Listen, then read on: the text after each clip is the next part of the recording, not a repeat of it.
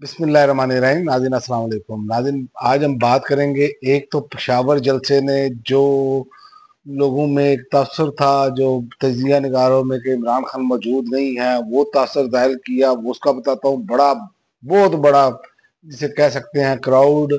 लेकिन लोगों का बार बार इसरार जो है उसमें, उस पर भी बात करेंगे। और हुकूमत ने अपने छुरे जो हैं वो तरीके इंसाफ पर तेज रखे हुए हैं, लेकिन तरीके इंसाफ की क्यादत को समझ नहीं आ रही कि इनके साथ होना क्या है। बारी बारी सबकी बारी का मुझे नजर आ रहा है। पहले मैं आपको बताता हूँ, यहाँ से पेशावर ने साबित कर दिया, इमरान खान था, इमरान खान है और इमरान खान लोगों के दिलों में रहेगा। ये बात तो उन्होंने आज साबित कर दी। ता हद्दे निगाह इंसान ही इंसान नजर आए, सब खान के नाम पर इकट्ठे हुए, और इसकी जगह कोई और नहीं ले सकता, ये तो लोगों ने साबित कर दिया। और आपको ये दाद देनी पड़ेगी कि पूरे पाकिस्तान से भी लोग गए, और जो जलसा गाह है वो तो मुकम्मल भर चुकी थी। तो अवाम ने जो है कैदी नंबर 804 की आवाज पर लब्बैक कहा और उमड़ आए। इसमें तो कोई दो राय नहीं। आप ये छोटा सा क्लिप पहले देख लें, फिर आगे चलकर उस पर बात करते हैं। ये आपने अब क्लिप देखा। अभी ये मैंने आपको और भी ऐसे क्लिप हैं कि जो रात के अंधेरे में टॉर्चें जलाई और तहद्दे निगाह इंसान ही इंसान नजर आ रहे हैं।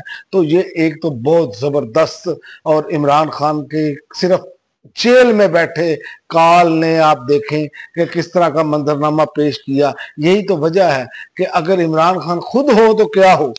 तो यही तो इनको जो चीजें हैं वो ले डूबी हैं।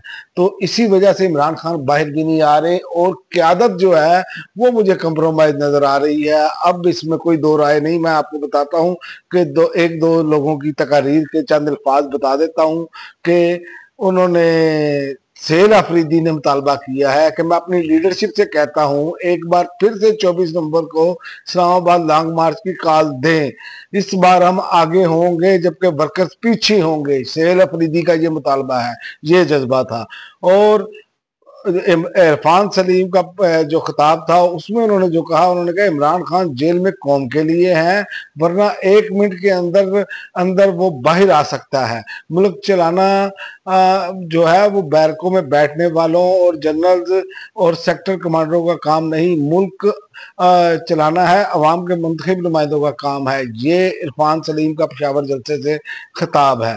और मीना खान अफरीदी ने भी एक बात कही, उन्होंने कहा 26 नवंबर के बाद अब बस बहुत हो गया, अब मजामत होगी, इस्लामाबाद की तरफ पेशकदमी करेंगे। तो ये मैं आपको बताऊं कि इमरान खान को बाहर लाया जा सकता है, और उसके लिए आपको सड़कें गर्म करना पड़ेंगी, आपको माहौल ऐसा तैयार करना पड़ेगा, और फिर ही इमरान खान बाहर आएंगे। क्योंकि बाहर मौजूद क़यादत, मैं आपको बता दूं, उसकी अक्सरियत को खान अंदर ही सूट करता है, क्योंकि इनके मुंह को शोरा लग चुका है। और ये जो शोरा है ना, ये जिसको लग जाए ना, ये लत जाती नहीं है। तो ये जो खंबे जीत कर आए हैं ना, इनका अब जो है वो पाकिस्तानी कौम को अब ये सोचना होगा कि उन्होंने अपने लीडर को कैसे निकालना है। इनकी अक्सरियत तो खान को अंदर रखने के मूड में नजर आ रही है। इस पर मैं आपको बताऊं, इस पर गुस्से की बजाय ना, इस पर गौर जरूर करें आप। पाकिस्तानी कौम गौर जरूर करे, क्योंकि ये जिस तरीके से चल रहे हैं, मैं आपको बताता हूं पाकिस्तानी कौम के साथ आगे चलकर क्या हुआ है। पहले ये मैं आपको बता दूं कि ये जो अब समझ रहे हैं कि जनाब बड़ा गुड्डी गुड्डी है, तो मैंने शुरू में ये लफ्ज इस्तेमाल किए, बारी बारी सबकी बारी। सबसे पहले तो मैं आपको बताऊं कि 9 मई GHQ केस में जो है वो इमरान खान के ट्रायल रोकने की दरख्वास्त खारिज कर दी गई है। उस पर दायर दरखास्त में मौकफ अपनाया गया था कि वीडियो लिंक ट्रायल पर लाहौर हाईकोर्ट रावलपिंडी बेंच का फैसला आने तक ट्रायल को रोका जाए। दौरान समाअत अदालत ने 8 गवाहों को दोबारा तलब करने से मुतल्लिक दरखास्त पर प्रोसिक्यूशन को नोटिस जारी कर दिए, क्योंकि इनको पता है कि दूसरा केस लगा तो ये केस उड़ जाना है। तो जो अपने बंदे बैठे, क्योंकि ओपन जब डिबेट होगी तो ये तो मारे जाएंगे, इनको छोड़ना पड़ेगा। तो केस फारग होता हुआ नजर आता है, इसलिए क्योंकि इमरान खान को अंदर रखना है। तो ये अवामी दबाव के बगैर नहीं। कुछ लोग हमारे साथी चूंकि कहते थे कि ट्रंप करेगा, आलमी ताकतें याद रखें, यूरोप ने मुकम्मल खामोशी इख्तियार की जिस तरह का रेग इलेक्शन हुआ पाकिस्तान में। इसके अलावा अमेरिका ने मुकम्मल खामोशी, और दूसरी जानिब आप देखेंगे बड़े इंसानी हकूक के दाई बने फिरते हैं। वहां पर जो फलस्तीन के साथ, फलस्तीनियों के साथ जो सलूक हुआ उसके उस पर भी देखें कैसे खामोशी, और अब एक दो धारी तलवार निकालकर एक छोटा सा हिस्सा देने के चक्कर में है। और इब्राहिमी मुआहदा जो है वो उस पर इन्होंने सबको राजी किया हुआ है। ये आपको आइंदा आने वाले दिनों में ये खबरें नजर आएंगी और इसके फजाइल भी बयान होते हुए नजर आएंगे। लेकिन मैं आपको तरीके हिसाब की क्यादत को बता दूं कि एक तो मैंने इमरान खान का ये ट्रायल का आपको बताया, दूसरा इमरान खान के जो वकील हैं नईब हैदर पंजोता, उनको भी गिरफ्तार करने का हुक्म दे दिया गया है। और सादे दहशतगर्द की अदालत ने इमरान खान के वकील नईब हैदर पंजोता की अबूरी जमानतें खारिज करते हुए इन्हें गिरफ्तार करने का हुक्म दे दिया है। ये फैसला इंसदाद दहशतगर्दी की अदालत के जज अमजद अली शाह ने सुनाया।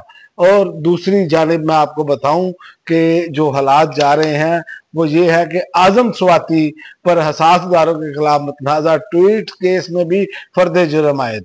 District and session court Islamabad ने सेनेटर आजम स्वाति की जानिब से दायर बरियत की दरख्वास्त खारिज करते हुए इन पर साहस इदारों के खिलाफ मुतनाज़ा ट्वीट केस में फर्द जुर्म आयद कर दी है। और in additional district and session जज मोहम्मद अफजल मजोका ने केस की समाअत की। तो आप यहीं से अंदाजा लगा लें कि कैसे फिक्स किए जा रहे हैं लोग। तो मैंने ये बात आपको बिल्कुल दुरुस्त कही है कि बारी बारी सबकी बारी।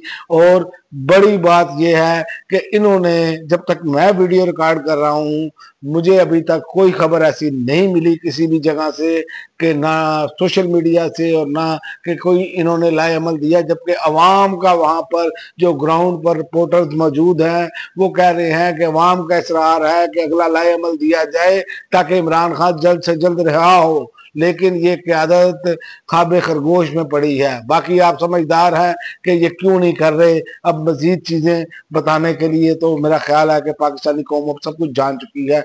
एक और खबर है जो मैं आपको बताता चलूं इस व्लॉग में, वो ये है कि नून लीग और पीपल्स पार्टी की इत्तेहादी हुकूमत के दौर में हर पाकिस्तानी 3,18,252 रुपए का मकरूज हो गया है। मुबारक हो पाकिस्तानियों, पाकिस्तान तरक्की कर रहा है, कर्ज में तरक्की कर रहा है, लोगों का टैक्स लगा लगा कर कुचूमर भी निकाल दिया है। लेकिन मकरूज पाकिस्तानी किस तरह हो गया है, पाकिस्तान पर कर्जों का बोझ खतरनाक हद तक बढ़ गया है। हर पाकिस्तानी शहरी इस वक्त 3,18,252 रुपए का मकरूज है। Economic policy and business development की मुल्की कर्जों की सूरत हाल पर ताजा रिपोर्ट में कहा गया है कि इस वक्त पाकिस्तानी जो है वो इस तरह इतने लाख के मकरूज है, 3 लाख। और 10 साल पहले हर शहरी 90,047 रुपए का मकरूज था। यहां से अंदाजा लगा लें आप। और इनके लल्ले तल्ले खत्म नहीं होते, प्राइवेट जेट में ऐसे जाते हैं जैसे टैक्सी कराई हुई है। तो पाकिस्तानियों ये आपको सोचना है, ये आपके और हमारे टैक्स के पैसों से सारा कुछ चलता है। ये इनके बाप का पैसा नहीं है जैसे ये उड़ाते हैं। और जैसे अकेले अकेले बंदा जो है ये इनका जहाज पर बैठकर और जा रहा होता है और एयरफोर्स के प्लेनों पर जा रहा होता है, तो ये सारे पाकिस्तान के टैक्स के पैसों से होता है। और दूसरा रिपोर्ट के मुताबिक पाकिस्तान पर कर्जों के बोझ में सालाना औसतन 13% की शरह से इजाफा हुआ है। 10 बरस के दौरान हर पाकिस्तानी पर 3 गुना कर्ज बढ़ गया है। पाकिस्तान पर कर्ज का बोझ सालाना औसतन 13% की शरह से बढ़ रहा है। हर 6 साल में कर्जों का बोझ 2 गुना हो जाता है। ये अब सूरत हाल है। और आपको, और उन्होंने पॉलिसी रेट मौजूदा 11% से उन्होंने जो किया है। Economic policy and business development की रिपोर्ट में कहा गया है कि हुकूमत फौरी तौर पर माली नज़्म-ओ-ज़ब्त अपनाए, टैक्स नेट वसी करे, पॉलिसी रेट मौजूदा 11% से घटाकर 9% पर लाया जाए और पॉलिसी रेट घटाने से कर्जों पर सूद की लागत में 12 खरब रुपए कमी होगी। लेकिन आपको तो मालूम है, पहले भी ये खबर आ चुकी है, एक कर्ज ये वो ले रहे हैं जो बिलों में लग कर आएगा, मुआहदे ये करें, ये डैम ये ना बनाएं, और जो पावर के जो हैं सेक्टर उनको जो है ये मुफ्त में, चाहे वो बिजली बनाए ना बनाए, और उनको पैसों की अदायगी की जाए। वो किन बेशर्मों के पावर प्रोजेक्ट्स हैं ये बताएं ना आप। जो इस कौम को लूट लूट कर खा रहे हैं। और यहाँ पर जो बात करता है उसको कहते हैं तुन दो। तो तुन दो की पॉलिसी पूरे 25 करोड़ पर लग चुकी है, जिसमें चंद एक मुट्ठी भर अशराफिया है जिसको फायदा दिया जा रहा है। एक रिपोर्ट तो ये भी है कि इन्होंने अरबों रुपए का अशराफिया को फायदा दिया है। तो ये जब तक सूरत हाल है, याद रखें कि पाकिस्तानियों, आपका कोई परेशानी हाल नहीं होगा। आपको अपने हकूक के लिए खुद निकलना होगा। ये भेड़ बकरियों की तरह अगर इस तरह जिंदगी गुजारनी है तो याद रखें ये कर्जे, ये टैक्स, ये डबल होते जाएंगे। आप अपने बच्चों को पढ़ाने से भी जाएंगे अब गए हैं, अब तो यूनिवर्सिटियों में जो दाखिले हैं उसकी शरह इंतहाई कम हो गई है कि लोगों की कीमतें खरीद खत्म हो चुकी है। और आखिर में मैं आपको बता दूं, ये उस वक्त ही बदलेगा जब हम बदलेंगे, तब तब सब कुछ बदलेगा। अब तक के लिए नाज़रीन इतना ही। अगली वीडियो तक इजाजत दें। अल्लाह हाफिज।